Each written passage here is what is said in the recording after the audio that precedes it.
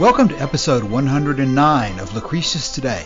This is a podcast dedicated to the poet Lucretius, who wrote On the Nature of Things, the only complete presentation of Epicurean philosophy left to us from the ancient world. I'm your host Cassius, and together with our panelists from the EpicureanFriends.com forum, we'll walk you through the 6 books of Lucretius's poem, and we'll discuss how Epicurean philosophy can apply to you today. We encourage you to study Epicurus for yourself, and we suggest the best place to start is the book Epicurus and His Philosophy by Canadian professor Norman DeWitt.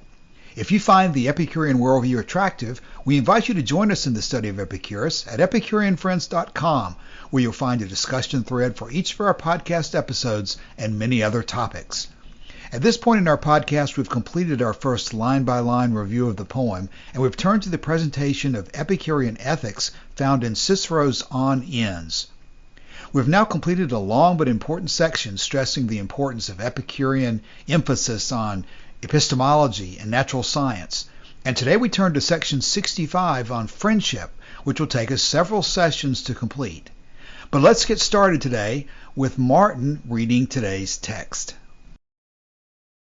One topic remains, which is of prime importance for this discussion, that relating to friendship, which you declare will cease to exist if pleasure be the supreme good. Yet Epicurus makes this declaration concerning that of all the aids to happiness procured for us by wisdom, none is greater than friendship, none more fruitful, none more delightful.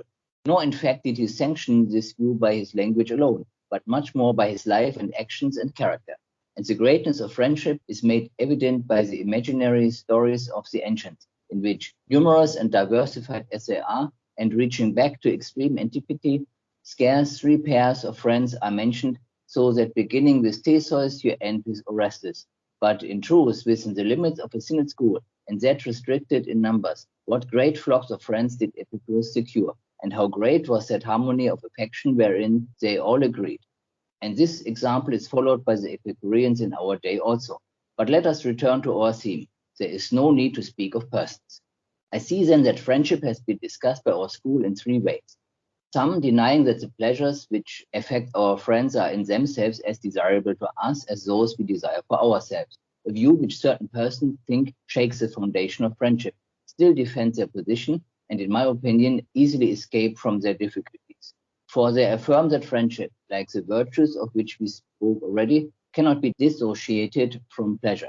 Now, since isolation and a life without friends abound in treacheries and alarms, reason herself advises us to procure friendships, by the acquisition of which the spirit is strengthened and cannot then be severed from the hope of achieving pleasures. And as enmity, spitefulness, scorn are opposed to pleasures, so friendships are not only the truest promoters, but are actually efficient causes of pleasures, as well to a man's friends as to himself.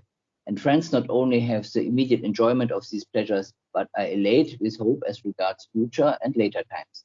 Now, because we can by no means apart from friendship preserve the agreeableness of life strong and unbroken, nor further can we maintain friendship itself unless we esteem our friends in the same degree as ourselves. On that account, this principle is acted on in friendship, and so friendship is linked with pleasure. Truly, we both rejoice at the joy of our friends as much as at our own joy, and we are equally pained by their vexations. Martin, thank you for reading that for us today. These 3 numbered sections are the first half of the material that we're going to cover over the next several weeks on friendship. And we could have read on and finished the section, but there's a lot in what we've already read, especially in the very beginning of it, that we need to lay the groundwork for. We are finished this week, finally, with our discussion of epistemology and natural science and the things that were raised in those connections over the last several weeks. But we're going to need to bring that information with us in this discussion because we have some pretty complicated issues to talk about. And we jump into them at the very beginning of line 65. We set the tone here by saying that all these things we've discussed in the past, including pleasure is the greatest good and the role of virtue, the role of natural science, the role of the Epicurean view of how to apply reasoning properly, all of those things we've covered have been important, but he says that one topic remains of prime importance, and that relates to friendship. And it's interesting that he introduces the discussion by pointing out that this is Torquatus talking basically to Cicero. Torquatus is saying to Cicero and to these opposing schools, you declare that friendship will cease to exist if pleasure is the supreme good. So we're kind of getting into a, dare I say, even almost an Ayn Rand type of a discussion here in terms of where do you place yourself versus your friends? Do you consider your interests first? Do you consider the interests of your friends first? Are they somehow on the same level? Or how do you evaluate these things? Because I think what Cicero and these other people are basically saying is that if you consider your own pleasure to be the supreme good, then you have by definition ruled out the idea of having a friend in the classic way that these other people think about it. So first of all, the issue is raised that if pleasure is the supreme good, then you can't even have friendship. Anybody want to comment on that before we go further? Joshua? Joshua, you may be muted if you're talking, or you're thinking and thinking quietly. Thinking quietly. Thinking about Ayn Rand now. You know, I've read this text all the way through at least twice. One of them was for the recording that I did. I'm continually amazed at how new the material seems to me every time I read it. And it's so dense with material here. It's so good. But you're right to say that immediately as we get into this passage, we're presented with a number of difficulties. In fact, I think we encounter a difficulty immediately when we say that if pleasure be the supreme good. I don't know if you want to go into that right now, but we do have a thread going on the forum that references DeWitt, who we certainly recommend as one of the great academic sources on Epicurean philosophy. Do you want to go into that now, or do you want to save that for later? Why don't we go ahead and address that? But let's not forget to come back and also deal with the flip side of it, because what we're about to talk about is the question of whether pleasure is, in fact, the supreme good or not. And I should say this, part of the reason that we chose this particular translation is that when we were looking at it before we started, it seemed like this translation seems to take more care, perhaps, than some of the others, to be more literal. But there's no doubt that what we're about to do is we're about to place a lot of stress on a couple of words and the way they are stated here in English. And it would behoove anybody who's really getting into this to really study some alternate translations and even try to get back into the Latin if possible and see if they agree with the way that this is being translated. So there's that issue. But now, yes, Joshua, let's go into the question of whether pleasure is, in the words of this translation, the supreme good or not. Do you want to launch into that? Or before you do that, one more thing I'll remind everybody is that this is section 65 out of this material that we're reading, but this same issue has already been raised early in the Torquatus material because the whole discussion was set up by Torquatus saying back in section 9 or passage 29, Torquatus has said that the problem before us then is what is the climax and standard of things good, and this, in the opinion of all philosophers, must be such that we are bound to test all things by it, but the standard itself by nothing. Epicurus places this standard in pleasure, which he lays down to be the supreme good, while pain is the supreme evil. So we started out very early in this passage with Torquatus planting the premise that Epicurus held pleasure to be the supreme good.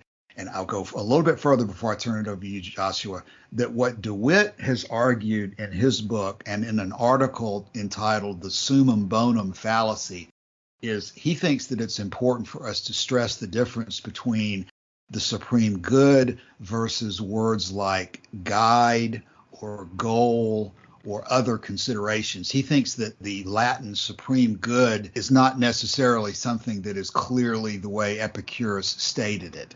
And in fact, what we should talk about today, too, is instances where Epicurus seems to question the wisdom of those who obsess over words like the supreme good.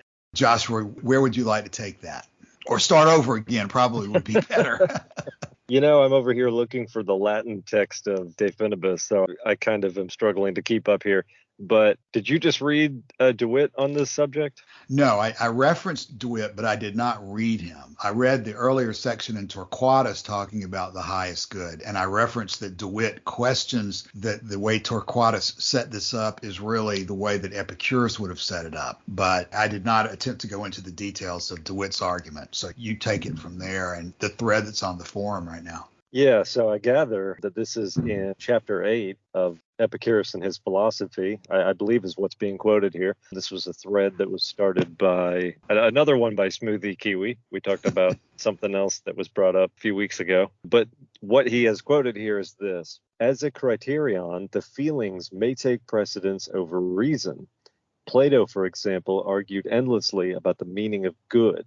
Epicurus scorned this dialectic and arrived at a simple solution. His line of attack is as follows: the greatest good must be associated with the greatest pleasure. This greatest pleasure is easily identified. What causes the unsurpassable joy is the bare escape from some terrible calamity. This joy arises from the saving of life, the escape from shipwreck, for instance. Therefore, life itself is the greatest good. To think of pleasure as the greatest good is an error. Pleasure is the telos, which is the Greek word for the end or the purpose or the goal, and is not to be confused with the greatest good. The testimony of the feeling functioning as a criterion is decisive. Decisive, Cassius.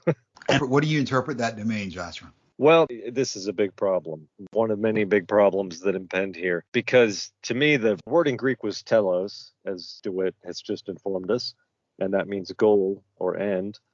And this was translated by Roman writers into summum bonum, which means highest good. And I have not been able to determine yet if that's in fact what Cicero uses. I think we're going to find that it is, but we need to keep that tentative for the moment. Let me say this, though, that this issue not only is in DeWitt's book, I think you've referenced chapter 8, but it looks like that he wrote an article in Classical Weekly in December of 1950 entitled, quote, "The Summum Bonum Fallacy," in which he goes into the same argument, perhaps in a slightly different way than he does in the book. I think it's basically consistent. But he is implying in what I'm reading here that summum bonum is what Cicero has. Right. And so I'm tempted to channel Don here in giving an answer, because typically when this question comes up, Don's response is to give a litany of words, sort of a scatter shot. You know, he'll say that pleasure is the good, the end, the purpose, the goal, the telos.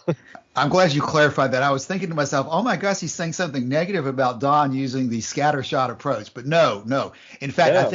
I think that's a positive thing, and it's actually the best. I think that's what Epicurus does in many cases. He uses a sequence of words to paint the picture, to give you some reference points. He doesn't really necessarily attempt to define it in many cases, as much as he uses these analogies or uses these other words that are similar, so that it helps you get a fix on it. So so what Don does is give us these other words that are, synonyms or related to the same concept. Yeah, and in 3 different languages coming from 3 very different cultures. So seems to cover all the bases, or so we hope. I'm quite happy to proceed under the assumption that Torquatus here and Cicero are presenting it correctly, and that maybe DeWitt has a point to make but hasn't stated it as clearly as he might have, although he seems really firm in his position. But I think for the purposes of going through this text, we almost need to restrain ourselves. We just have to point out the different positions, and without any attempt to say that one of them is necessarily the right one and one of them is clearly wrong, I think, is what I'm intending to do anyway. Yeah, no, I think that's a great approach here. In fact, Joshua, I've got the Classical Weekly article in front of me, and the very first paragraph of the Classical Weekly article says, "The aim of this writing is to show how the lack of a definite article in Latin obliterated the doctrine of Epicurus that life itself and not pleasure is the greatest good." And it will also be shown how the recovered doctrine explains certain verses of Maecenas. I read that because to me that brings out the issue. The greatest good implies that there is a greatest good. And I'm not so sure that I'm firm that Epicurus held there to be what does greatest good mean if not that you can rank them, that you've got a list of them and you can put them in order? and that one of them is at the very top. Because he's also taken the position, I think, and we may even be discussing that today, that really there's nothing good. It depends on what your definition of good is. Is anything that is not pleasurable good in and of itself? Well, this is the ambiguity that the word telos very clearly resolves, right?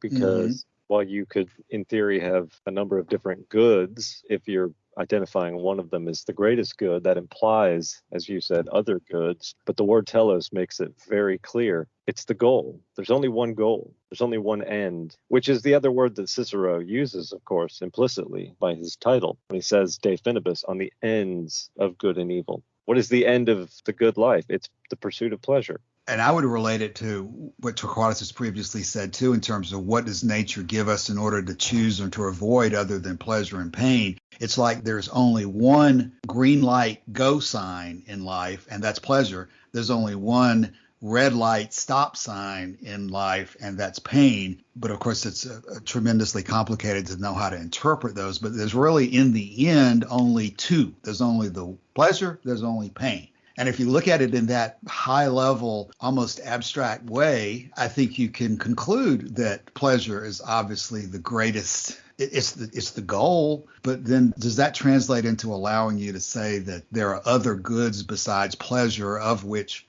pleasure is the greatest good? And again, I think that just depends on your definition of the word good and whether you think there's only one of them or whether you think that there's any number of them. How you're using the word probably just determines the answer to that. Right. And I've used the analogy, I think, of the bowling alley before.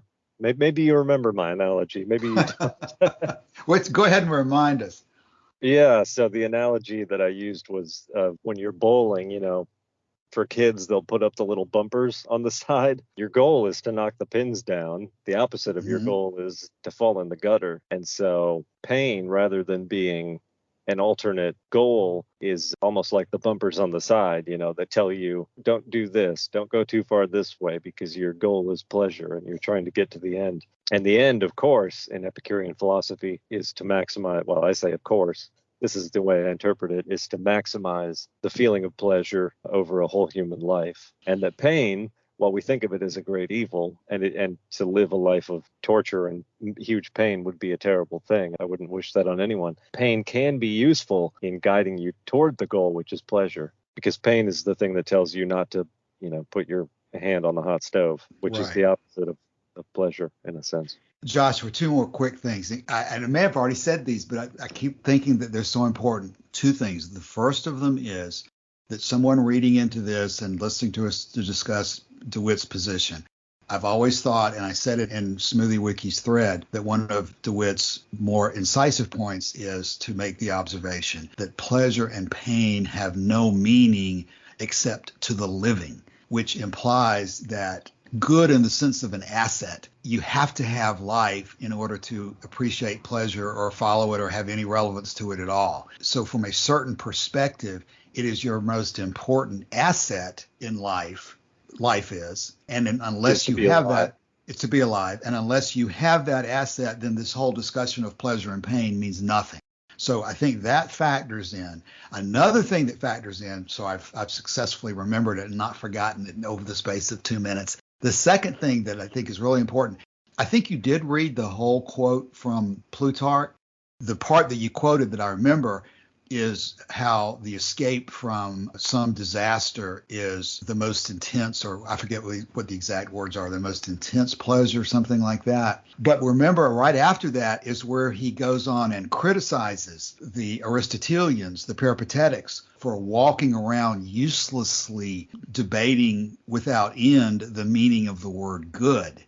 And I think that last part is almost maybe more important than the first part in terms of giving us Epicurus' viewpoint on this whole subject. We may be wasting our time right now obsessing over the meaning of the word good, and it may be that Cicero has led us down this path by setting this whole thing up this way. It may be that the Roman Epicureans by this point were used to debating the Stoics and debating these other people and had agreed to or acceded to this method of saying, okay, we're going to talk about the greatest good and that's what we're going to do. And it may be that Epicurus really didn't put it in those terms. Right. And as we saw at the very beginning of this whole Torquatus material, there's this whole argument that was made that Torquatus's illustrious ancestors had acted for reasons other than pleasure. And he said, no, pleasure was ultimately at the root goal of everything they did, even punishing their own children. I think in one case, what did he do? Did he execute his son? He executed a son, for starting the battle too quickly. I'm quite happy, Cassius, to proceed. As you said, that talking about pleasure and debating it endlessly is not fruitful. And maybe we should go into the issue of friendship, just accepting the terms here that pleasure is the good, any other goods are instrumental. Are you happy with that term? Well, I'm very happy with the term instrumental, but that really is where we're going to be going with the rest of what we're discussing today, obviously, because related to the question of are there multiple goods or is pleasure the only good, we're going to come to this question of whether friendship itself is a pleasure or whether friendship is a tool or aid toward pleasure, which I think is very closely related to what we've just been discussing. And that's the second part of the sentence. Yet Epicurus makes this declaration concerning it, meaning friendship, that of all the aids, and I'm going to underline that word, that of all the aids to happiness procured for us by wisdom, none is greater than friendship, none more fruitful, none more delightful. So we have a lot to discuss there about whether friendship is itself a pleasure or whether it is a tool for pleasure, because I think that's kind of at the root of where he set this up. These guys who are saying that you Epicureans destroy friendship because you hold pleasure to be the supreme good, you don't hold virtues to be the supreme good. And they're kind of equating friendship as a virtue. They're saying that these things are good in themselves and you should pursue them for what they are. Whereas Epicurus is saying that you don't pursue anything unless it leads to pleasure. So you've got that tension there. Is friendship itself a pleasure, or is friendship a tool toward pleasure? Joshua? Well, I see that you brought in Vatican sayings and principal doctrine. There's one missing here. Which one? What's the one? I'll have to get the list. What's the one where he says, I can't remember how it goes really, but the conclusion is that friendship is an immortal X. Yes. Pleasure. Yes, I'll find that. Yes. Martin, I'm sorry we're not bringing you in here, and it's not too early to get some of your comments. Anything so far?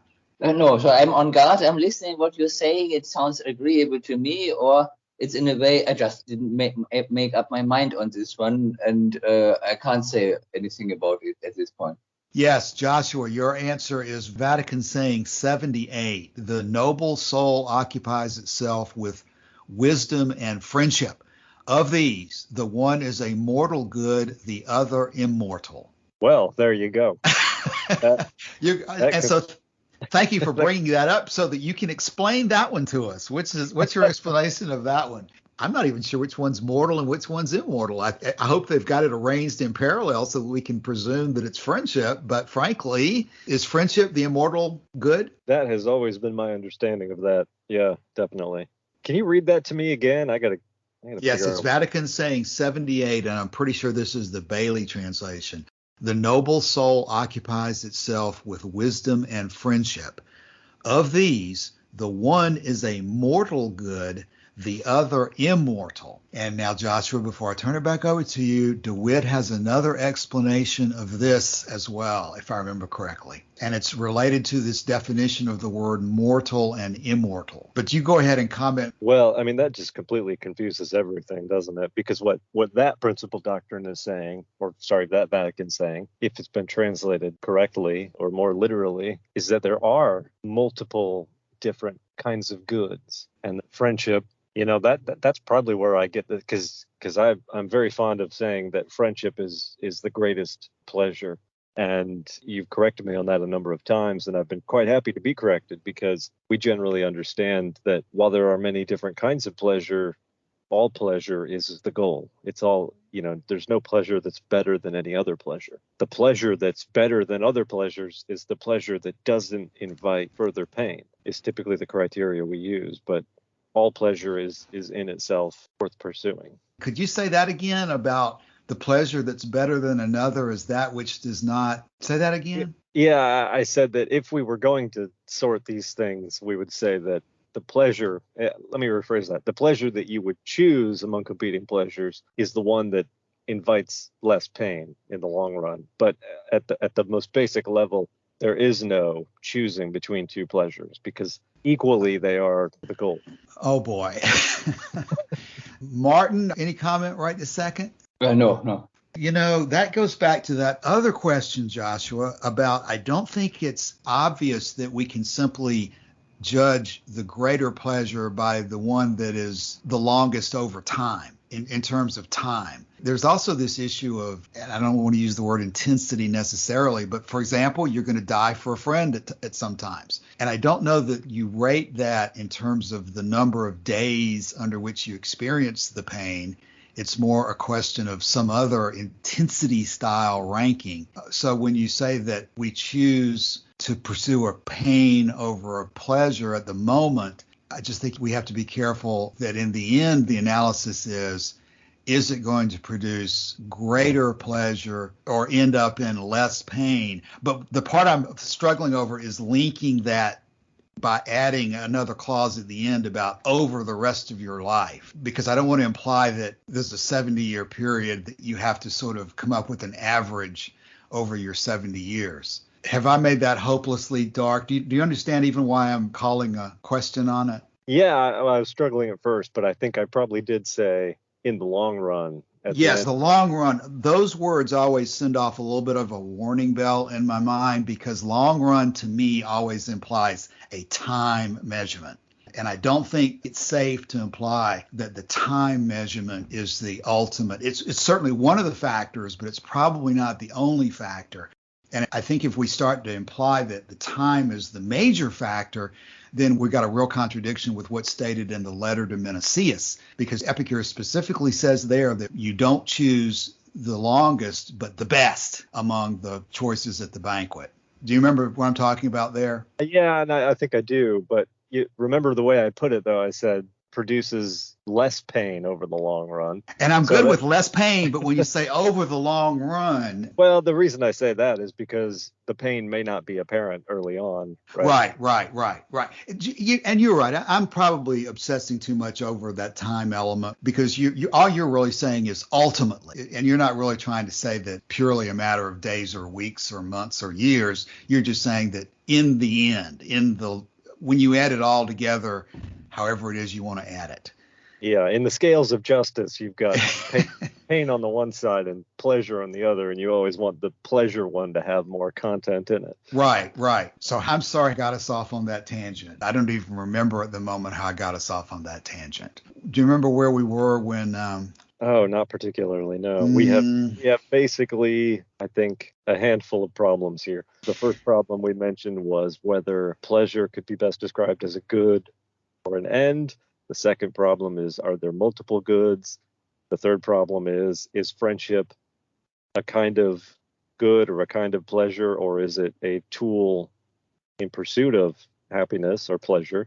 I know where we were, Joshua. We had just read the mortal versus immortal good Vatican saying, which is, I believe, number 78. The noble soul occupies itself with wisdom and friendship. Of these, one is a mortal good, the other immortal. And the reason I launched off on that is that DeWitt has a section in his book about defining mortal and immortal as blessed, and in a way that does not necessarily mean an infinite amount of time. Right, because it doesn't make sense to talk about pleasure in terms of an infinite amount of time. Right.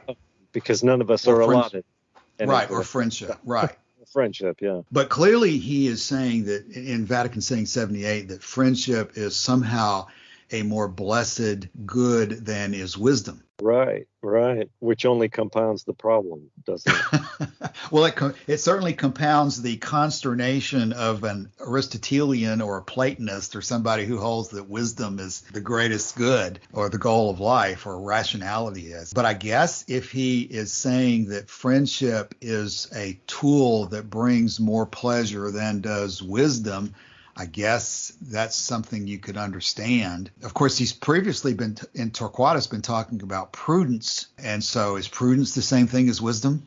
I feel like wisdom maybe casts a slightly broader net than prudence, but couldn't really articulate on that. Martin, you got an idea there? Yes, because prudence it has this thing that it's specifically to avoid problems, danger, pain, and to assure pleasure. Whereas wisdom is more general than that. So it provides the tools, but it's not geared towards specific goals. I agree with that. I think prudence has an implication that you simply just have good judgment. No matter how much or how little knowledge you might have, you can be prudent in terms of having good judgment. But when you talk about wisdom, to me, that implies sort of a wider scope of knowledge. And when you say somebody's wise, it kind of implies that they know a lot, which I think is somewhat different. But we're going down another rabbit hole probably of you'd have to go back to the Greek of Vatican saying 78 and try to look for alternate translations of that and try to figure out what that might mean. But I think probably, again, DeWitt gives us some hints in terms of looking at the question of what the word mortal and immortal really mean. In fact, one of the things that DeWitt says in his book is that Epicurus did not assert himself that his Epicurean gods were necessarily immortal. I remember DeWitt says that is asserted by some of the later Epicureans, maybe even Lucretius or maybe Philodemus or somebody, but DeWitt argues that Epicurus himself did not say that the gods were living an infinite lifespan. So he says that it's really more targeted towards the word blessed as opposed to the word how much time it is. But you've also got to struggle with use of the word good here, too, because And by the way, the word blessed. Yes, and the word blessed, absolutely. It's always just a struggle of definitions if you let yourself go too far in that direction. But again, that's where Epicurus seems to be hitting back at these other guys who struggle with the definitions. And he seems to be implying that too much obsession about definitions is a really unwise thing to do. I think the implication is that you can connect with pleasure and pain as feelings and use prudence to unwind your own personal affairs. And if you let yourself get caught up into too much definition twisting, you end up not only wasting your time, but causing yourself trouble. But okay, you were right that we needed to incorporate Vatican saying 78 in our list of relevant sites. But now that we've completely covered Vatican saying 78 and we understand totally what it means, let's go back to the Torquatus text and try to find our place. Thing. Okay. Let me get your opinion on one thing. Because the commentators will generally say that the Vatican sayings are not necessarily attributable to Epicurus himself. That's right. Clearly, some of them were not written by Epicurus, right? Right. So just take that Vatican saying 78 with a slight grain of salt. Absolutely. In fact, to talk about mortal versus immortal, it kind of has that poetic ring to it, as if somebody was waxing eloquently in some text somewhere and it struck somebody as a really good line, but might not actually be something that Epicurus wrote as a textbook example of his philosophy. Yeah. Okay, so taking the example of the infant baby tossed onto the borders of the light and not inquiring too much, we'll inquire a little bit, but not inquire too much as to the definition of pleasure and the good and the mortal and immortal and the blessed. What's the best way to pursue pleasure that you see in this text? Well, yes, that's a question. I'm hoping, I don't know whether you had the time this week. Every time I read this, I skip over it. I have not looked for the meaning of the story of Theseus or Orestes. Joshua, have you by chance done that? Do you know who they're referring to there? Well, he's referring to different pairs of friendship. So I guess for me, the classical example would be Castor and Pollux. But in Greek mythology, it's a kind of folk wisdom. And so just as you've got stories about relationships between parents and their children, you've got stories of relationships between travelers and hosts or guests and hosts. So you got the hospitality element in there. We should expect to see something about friendship. And It seems to me that what Torquatus here is saying is when you survey the whole view of mythology and ancient history, you don't find very many pairs of sort of really great friends. And so the inquiring reader who is looking to us to explain the stories of Theseus and Orestes is about to be disappointed in this episode of this podcast, because I don't believe we're about to talk about the details of their lives unless you know them, Joshua, because I don't. Theseus's best friend was Pirithous, king of the Lapiths. I knew I could count on you. You can sure count on Wikipedia. Pirithous had heard stories of Theseus's courage and strength in battle, but wanted proof, so he rustled Theseus's herd of cattle and drove it from Marathon, and Theseus set out in pursuit. I don't know what happened afterward, but that certainly would be the basis for a strong and lasting friendship, though, to go steal your friend's cattle and push them to another town. But I'm sure there's more to the story than that. Right. And there's some mention of these two in the Iliad and their various exploits. Pirithous took up his arms, and the pair met to do battle, but were so impressed with each other, they took an oath of friendship, and they joined the Caledonian boar hunt. Let me give you a second. If you're able to find anything on Orestes, let me give you a second, because I think that is one of the things we want to talk about during these sections on friendship, because we also have threads going on at Epicurean Friends about the idea that we want to develop friends in our own personal lives, which includes online activity. And I certainly consider you guys, I consider the people that I've been dealing with for some years in discussing Epicurean philosophy, you guys I consider to be my friends in as deep a way as most people that I have grown up with in many ways. But at the same time, online has its limitations, and we want to have friends in our personal, local, real-world existences. And we should not just like the idea of friendship and do nothing to achieve that. So we have a lot of things that are interesting to discuss in terms of how,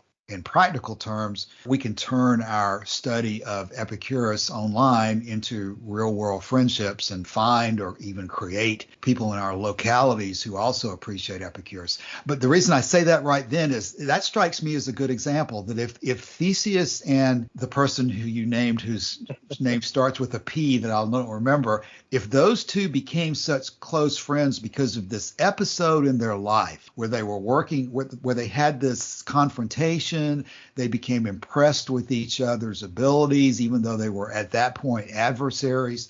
I think that's really a key to the real world formation of friendships. You have to go through experiences with each other over time. Even when those experiences start off being adversarial, once you have experiences with other people and work together with them towards resolving common problems, I think that's probably where a lot of the deepest friendships eventually are formed. There usually has to be some basis for the friendship. You know, sometimes I guess there's love at first sight, and maybe there's friendship at first sight, and you just get an instinctive feeling that this person you're dealing with is your friend. But I suspect that most cases you've got to have some kind of shared experience with them over time before you can really understand them and trust them, and you really have a friendship that grows. So even that little brief excerpt from Wikipedia probably helps us to illustrate the necessity of that shared experience situation. Anything on Orestes? Yeah, in fact, it comes from a dialogue,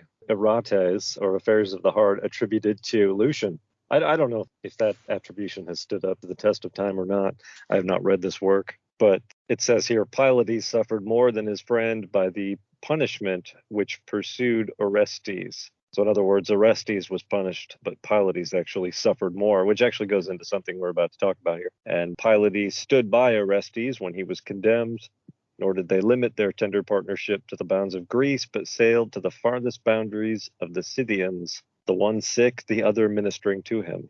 So it sounds like they had some kind of a shared unpleasant experience or even punishment, and they went through that together somehow. And they were actually, I think, cousins, and they grew up together. So okay, so that would help too. Okay, so again, you've got shared experiences there, and then even shared suffering, it sounds like, produces a stronger friendship. A good time to ask if Martin has more comment. Yes, I just saw that all the time by just not looking carefully. I read this, I misunderstood this sentence. And the way I see it now, the sentence doesn't make sense to me. It starts off as the greatness of friendship is made evident by the imaginary stories of the ancient, in which numerous and so on. So this set me the stage. There have been plenty of old stories in which friendship was part of it. But no, then it comes in. Hardly any of these stories contain about friendships. And I don't think that is the case. I do think that I kind of share your issue with the way this is phrased. Now, I think in the end, what this means is that, yes, there's lots of imaginary stories of the ancients, and yes, there's only a few who really describe friends, but those few that describe friends are among the most brilliant, I think, is the implication here. But you're right. It is kind of interesting that I guess that means this is a scarce commodity. Friendship is something that doesn't happen every day. Friendship is something that you just don't find in every street corner. You have to work at it. And it's a pearl of great price, maybe the implication. What do you get out of that, Joshua? Go ahead, Martin. I don't think so. I mean, friendship is not something that rare, especially later in the text. It shows we won't survive without it, essentially. So that means I think it still doesn't make sense, the construction here. It really contradicts what else is written there. Because you're right. It then turns around and talks about how many friends Epicurus was able to secure. But I think you can probably reconcile it. Can you reconcile it, Joshua? Or how would you try to? I think what he's driving at here is that while in the stories of the ancients, friendship is rare, that doesn't mean it actually was rare, but in the stories, it's very rare. But then he goes on to say, within the limits of a single school, and that restricted in numbers, what great flocks of friends did Epicurus secure? Yeah. And how great was that harmony of affection wherein they all agreed? And his example is followed by the Epicureans in our own day also. So what he's really saying here is, and of course it's an Epicurean speaking, so I don't know whether you want to take that at face value, but that the Epicureans were unusually known for friendship. Yes, and that given the fact that Epicurus did succeed in finding so many friends, that's just another example of the greatness of Epicurus, is I guess the argument here. From that point of view, you can say what Martin is saying. You can say that friendship may be great, but there's not that many instances of it in the stories. But look around you at Epicurus. He had many, many friends, which we all agree is friendship being a great good. That just shows the greatness of Epicurus. But it still doesn't make sense. So I'm because I cannot remember all the names. But there are I know more than 3 stories, prehistoric, almost prehistoric stories. The oldest novel preserved in the world, Gilgamesh. This is about friendship, no? And it's about 2 men who also fought against each other at first and then became friends and very close friends. No? It was even to the extent that in this very old novel, I see very modern concepts already realized, that, like bisexual relationship even. So that friendship went that far between Gilgamesh and I forgot now the name of his friend. So that is one story. Then there is the story of Damon, who tried to kill the tyrant but was discovered. And when he was sentenced to death, he asked him to that he gets 3 days off before and to marry off his daughter, and then his friend then would stay in as a guarantor, and but because Damon had trouble coming back after he married his daughter, then his friend was about to execute it, but Damon made it right in time. And then, of course, the friends hugged each other, and then the tyrant got a warm heart and asked to be a friend with both of them together. So, and there are plenty of more stories of friendship. I guess there must be also stories of friendship in these well-known stories I read in my youth, but which I know I don't remember anymore that well, from Odysseus and Heracles. There will definitely be friendships in there. Yeah, Martin, I think you're right. I could come up with a whole bunch of names from Greek, stories. I mentioned Castor and Pollux, but then you've got, who was it who helped? Was it Hercules who killed the hydrant? And every time they sliced off a bit of his, one of his heads, his friend had to sear the stump with hot iron or with a torch or whatever it was. You've got Achilles, and of course now I can't remember their names, so that's the other problem here. But well, luckily we can put an end to this section by observing that luckily Torquatus gives us the direct answer to Martin and to what Joshua just said. Quote, "There's no need to speak of persons. Let's return to our theme." And that's exactly what we should probably do at this point. Let's return to our theme. And even though we observe that the example is followed by the Epicureans in our day also. So anything else before we return to our theme? No, I don't think so. Okay. So, although that word flocks does, doesn't it? What great flocks of friends. flocks of friends, yes.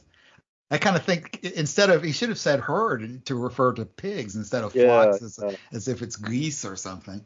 Right. Or sheep. That's what I thought of. Well, perhaps maybe we'll eventually make a footnote of this and say that of all the arguments that Torquatus makes, perhaps this one is the least persuasive, at least to Martin, in terms of how he argues about friendship. Okay, carrying on. Let's go back to the theme. And gosh, the first sentence that we go to in 66 says that friendship has been discussed by our school in 3 ways. And before we started this morning, I tried to jot down, well, what are the 3 ways we're discussing? And I'm not sure I could denominate them in 3 ways, but clearly the first one is the issue that some of us who are Epicureans take the position that pleasure, in fact, of our friends is not as desirable to us as the pleasure we desire for ourselves. And they say that even though we take that position, that our own pleasure is the primary reason for friendship, they still defend their position and, in his opinion, escape from their difficulties by affirming that pleasure, like any other virtue we've discussed already in this discussion, cannot be dissociated from pleasure.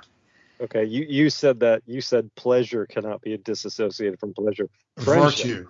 Friendship cannot be dissociated from pleasure. Yes. I was attempting to unwind that sentence, and I probably made it more convoluted than if we had just read it.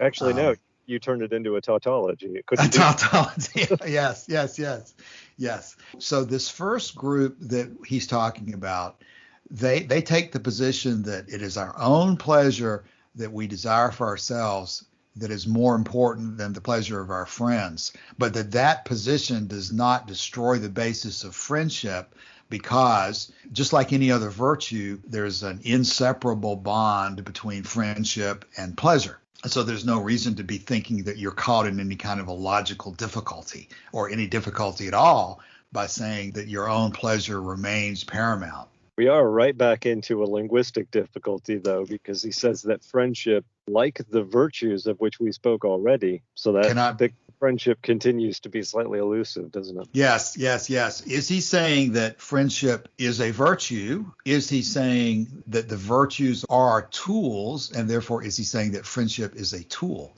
Right, or is friendship a pleasure itself? That's right. It's an ongoing difficulty, I think, in the text, and we're probably not going to come up with an answer to that question today. But at least we are illuminating what the question is, though, because the position he's arguing is that even though they are different, you can't dissociate the one from the other. And that's an interesting argument right there, almost sort of at an atomic level. It's almost like it's a molecule or something. He's insisting that they are 2 separate components, and yet he's insisting that they cannot be disassociated from each other. Why does he care if they can't be disassociated?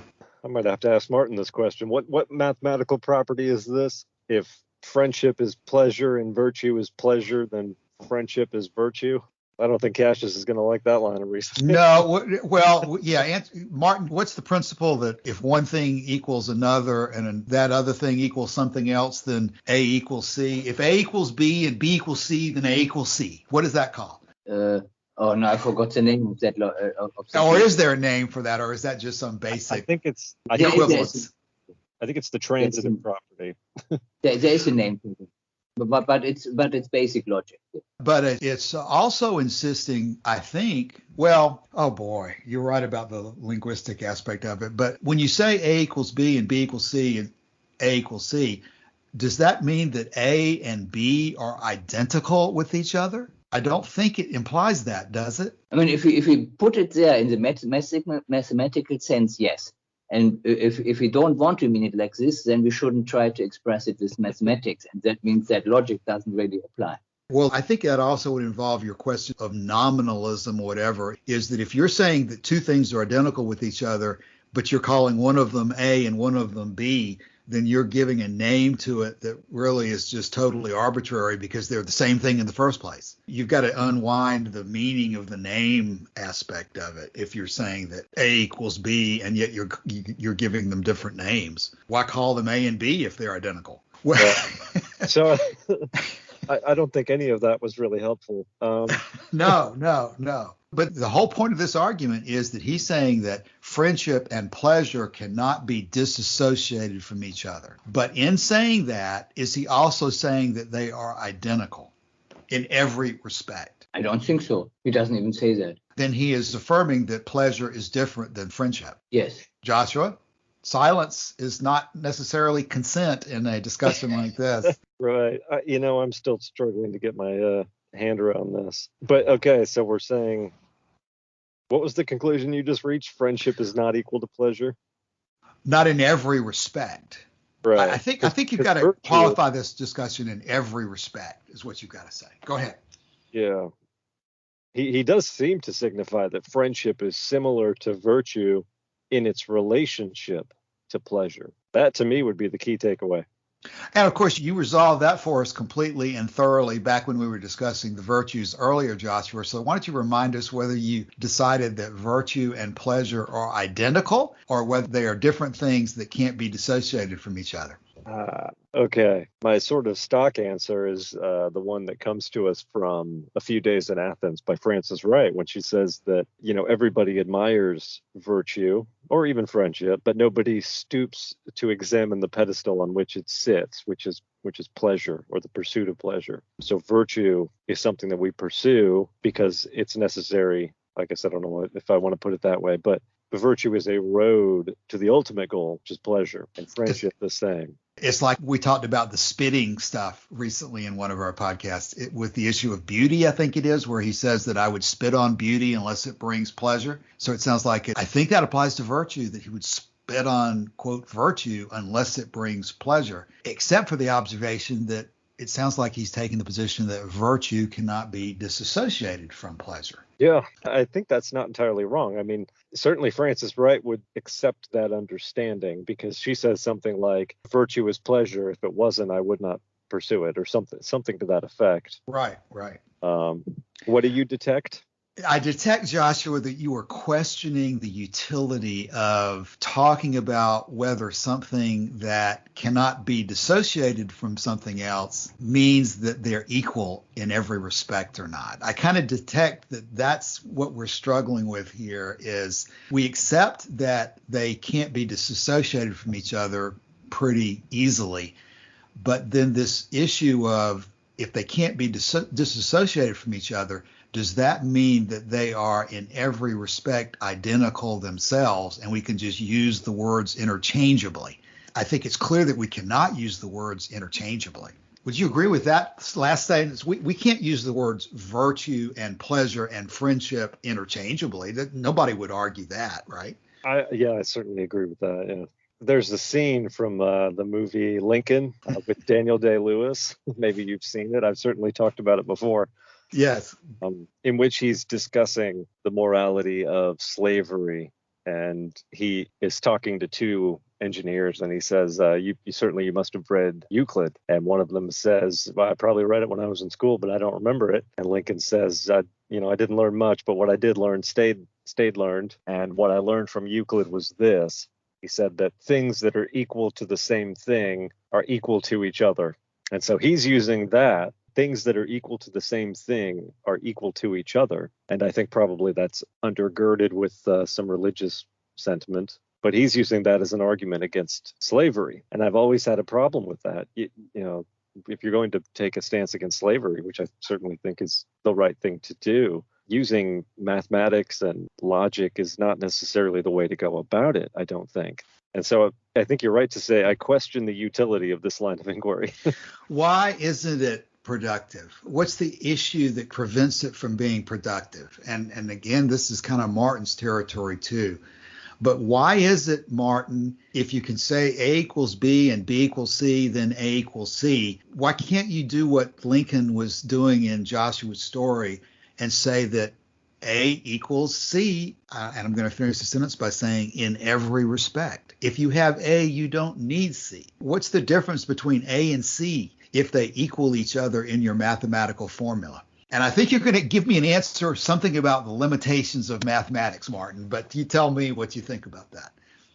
I mean, it's again an example of this Platonian style wrong application of logic, so that you assign this to be something like a statement to be used in logic, a proposition, and then to use logic with this. And that one just doesn't make sense like this. So he maybe can use it as some sort of to express an analogy there, but to state it like this just doesn't make sense. When you're stating it in mathematics, don't you generally state it in the form of if A equals B and B equals C, then A equals C? Or you also use the word let A equals B, let B equals C, then you conclude something.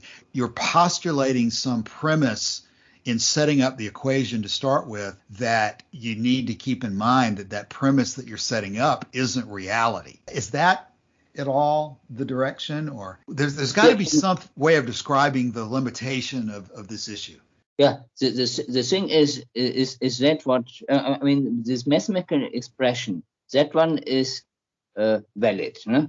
So that theorem is valid. But what you put in there, that is then another question. Can you really, in this case, especially in this story, it's not really clear even how you make this identification: A equal C and B equal C. So this one is in a way not sound to put this then in this logical form. Joshua, I'm thinking you could apply that to your problem with Lincoln's analogy. I mean, he's suggesting that these things are equal when, in fact, they're really not. What is it that gives you this instinctive idea that Lincoln's analogy is wrong? You know, the thing I keep coming back to on questions like this is that theory of the Pythagoreans that 10 was the perfect number. Because if you have 1 point, that's a point. If you have 2, that's a line. If you have 3, that's a surface. If you have 4, that's a volume. And when you add up all those, you get to 10. So adding up all those equals 10. And the conclusion he derives from that is that 10 must be the number of spheres there are in the heavens, because 10 is perfect and the heavens are the most perfect. Therefore, 10 is the number of spheres in the heaven. It's the same kind of problem, I think. But Joshua, you're implying that form of reasoning is almost absurd. Why is it absurd? Why is it absurd? Yeah, I think we have to articulate this point, and I'm not suggesting I can do it any better right now, but I think that's the issue. You're suggesting that Pythagoras' approach is absurd. Why is it so clear to us that it's absurd? Did we have to wait until we had a telescope and could count the planets before we decided that rule of reasoning was absurd? No. But the thing is, in mathematics, we already know that, we know the values of, I've already forgotten the formula. If A equals B and B equals C, then A equals C. So, for example, because we define it that way, right? Because we define it that way. That's the only reason they equal each other, right? No. It can. No. What axioms you start with, then you can prove it based on those axioms. But you're saying you accept it as an axiom. But the only reason you have a set of axioms, and then a set of definitions, and then you apply these these valid logical forms to then get additional propositions, no? And that is then something you can prove, no, based on that one. What is your axiom that tells you that A equals B? Is this some kind of Aristotelian law of identity? A thing is itself. We're going to start talking Ayn Rand again? No. This one, but that one is just within that form. No, this valid logical theorem, and that one can be proven with this truth table method, the most easiest way. So that one, that's different. I'm pretty sure that I'm going to assert as a layman that in reality, the question of whether A equals B is not determined mathematically, but is determined through the senses and experience in evaluating whether those two things are in fact identical to us or not. I think that's the direction this argument goes in. I mean, so that is the thing. No? So we do not question that valid logical expression or theorem, no? But it's not sound to arbitrarily put something into there. So that is then the problem where the logic has been applied wrongly. So the logic is correct, but putting those expressions in there to be used in this logical form. That one is arbitrary. So Martin and I are totally on the same page. What about you, Joshua? I'm thoroughly confused is what I am. I didn't know I was going to get a math lesson today, but I can kind of blame myself for that. At the end of the day, I'm going to say no. Pleasure and friendship are not identical. Friendship and virtue are not identical. Pleasure and virtue, well, that one's more difficult, but I'm going to say are not identical. Epicurus said repeatedly, you have to use the first, when a word is used, it's the first sense of that word that comes up, because you don't want to spend an entire hour and a half arguing about some pleasure and friendship and virtue. I guess that's my answer.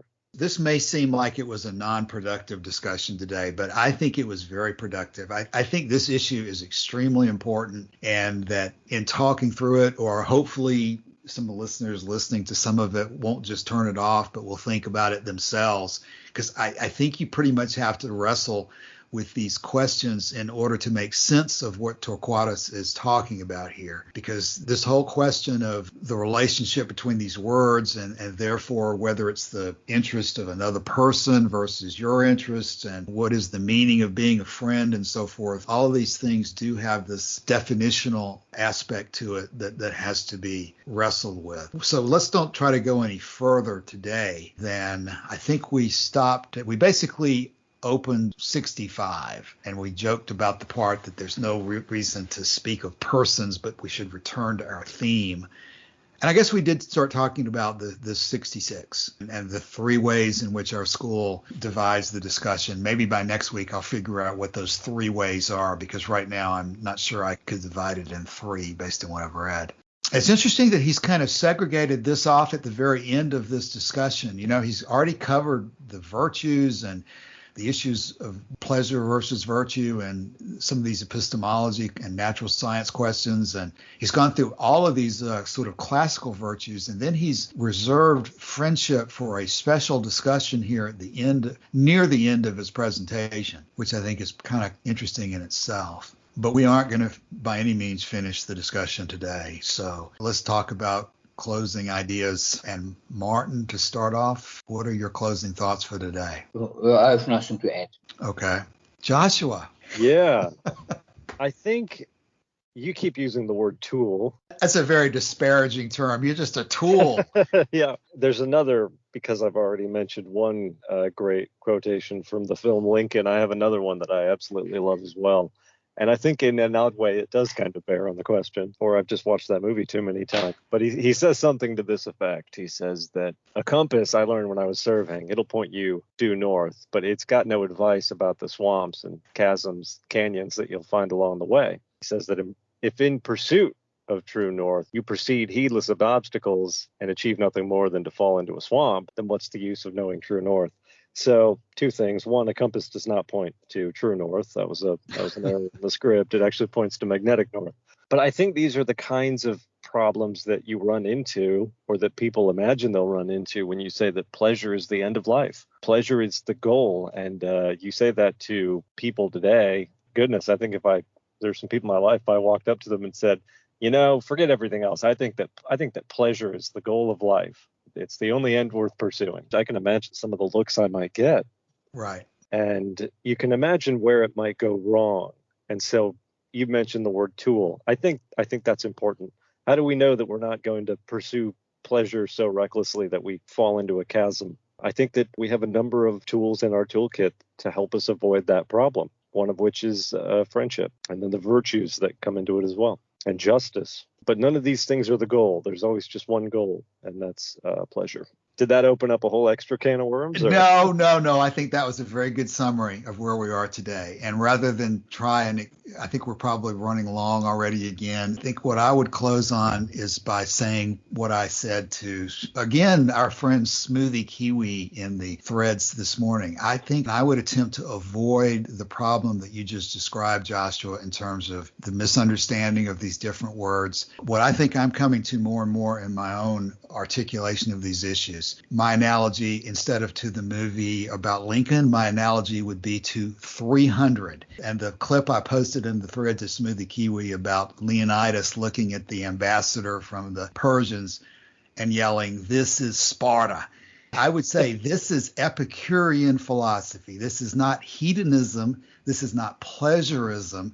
This is not some concept that you can set off on its side and elevate it above everything else. You have to understand the full context of what Epicurus is saying. You have to understand how he emphasizes that you sometimes choose pain in order to achieve a result that ultimately is more to your liking. It's not something that you can just superficially listen to some of the words and grasp the whole subject. You have to look at the big picture, think about everything that he's saying, dive into the natural science part of it and the epistemology part of it, and all the details of the way he reasons through from the physics and the epistemology up into the ethics. And only then do you begin to really see the big picture of what Epicurus was talking about. It's not something that can just be done quickly and superficially and then move on to something else. They weren't called, as best I understand it from the reading, they weren't called hedonists as the name of their school in the ancient world, and they didn't use some other variation of the word pleasure. It's clear that pleasure was important to them, but in the end they were referred to as the Epicureans. And referencing DeWitt, he kind of analogizes that to Christians under the name of Christ. I mean, the word Christian doesn't tell you anything unless you know the details of Christian theology. The person of Christ is just another person until you know all those factual details underpinning what they allege to be the basis of the religion. And the same would be true with Epicurus. You're not going to understand what it means to be an Epicurean and understand Epicurean philosophy until you understand all these details. And to just equate it with the word pleasure alone and stop is just a huge mistake. So I think we're probably at the end of the road time-wise for today. So let's close and come back next week and we'll tackle this further. So thanks for your time today. Thanks, bye. Okay, bye.